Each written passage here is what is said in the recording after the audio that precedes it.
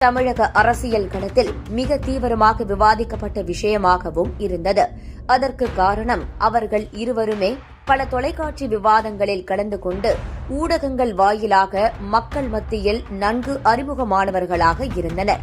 அவர்களுக்கு பிறகும் பல நிர்வாகிகள் கட்சியில் இருந்து வெளியேறி இருந்தாலும் கடந்த சில மாதங்களுக்கு முன்பாக விழுப்புரம், திருச்சி, கிருஷ்ணகிரி என தமிழ்நாட்டின் பல மாவட்டங்களைச் சேர்ந்த நிர்வாகிகள் அடுத்தடுத்து கூண்டோடு விலகியது மிகப்பெரிய அதிர்வலைகளை உண்டாக்கியது.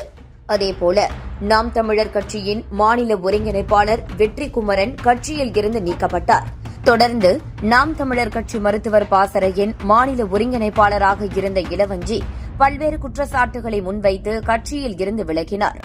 தொடர்ந்து திருப்பத்தூர், திருநெல்வேலி, சேலம் என பல மாவட்டங்களில் இருந்து நிர்வாகிகள் கட்சியில் இருந்து விலகினர். கடந்த சில நாட்களுக்கு முன்பாக நாம் தமிழர் கட்சியின் மாநில ஒருங்கிணைப்பாளர் ஜெகதீச பாண்டியன் கட்சியில் இருந்து விலகியதோடு மிக காட்டமான விமர்சனங்களையும் முன்வைத்தார். தொடர்ந்து மாநில கொள்கை பரப்பு செயலாளர் தமிழரசனும் கட்சியை விட்டு வெளியேறினார். தொடர்ந்து பல மாவட்டங்களில் கட்சி நிர்வாகிகள் வெளியேறி வந்த நிலையில் மகளிர் பாசறை மாநில ஒருங்கிணைப்பாளர் காளியம்மாள் விலகியது மிகப்பெரிய அளவில் பேசுபொருளானது. இந்த நிலையில் கட்சியில் பலருக்கு முக்கிய பொறுப்புகள் வழங்கப்பட்டு வருகின்றன.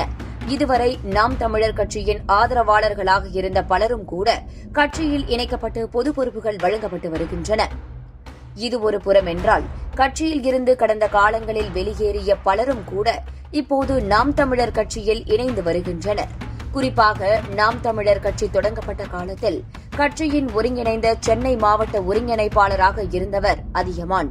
2011 காலகட்டத்தில் சீமானுடன் ஏற்பட்ட கருத்து வேறுபாடு காரணமாக கட்சியில் இருந்து வெளியேறி தமிழர் முன்னேற்றக் கழகம் எனும் தனி அமைப்பை தொடங்கினார். அவர் தற்போது தன்னுடைய அமைப்பை நாம் தமிழரில் இணைத்து ஆதரவாளர்களோடு கட்சியில் இணைந்திருக்கிறார். அதேபோல ஆரம்பம் முதலே கட்சியில் பயணித்த இளைஞர் பாசறை மாநில ஒருங்கிணைப்பாளராகவும் இருந்த சேலத்தை சேர்ந்த அருளெனியன் 2019 நாடாளுமன்ற தேர்தலுக்கு பிறகு கட்சியில் இருந்து வெளியேறினார். தமிழர் நாட்டு கட்சி எனும் தனி அமைப்பையும் நடத்தி வந்தார். இந்த நிலையில் தற்போது அவரும் தனது ஆதரவாளர்களோடு கட்சியில் இணைந்திருக்கிறார். ஒருபுறம் கட்சியில் இருந்து பலர் வெளியேறி வரும் நிலையில் கடந்த காலங்களில் நாம் தமிழர் பயணித்த பலருடன் பேச்சுவார்த்தை நடத்தப்பட்டு அவர்கள் மீண்டும் கட்சியில் இணைந்து வருவது கவனிக்கத்தக்க விஷயமாக மாறியிருக்கிறது.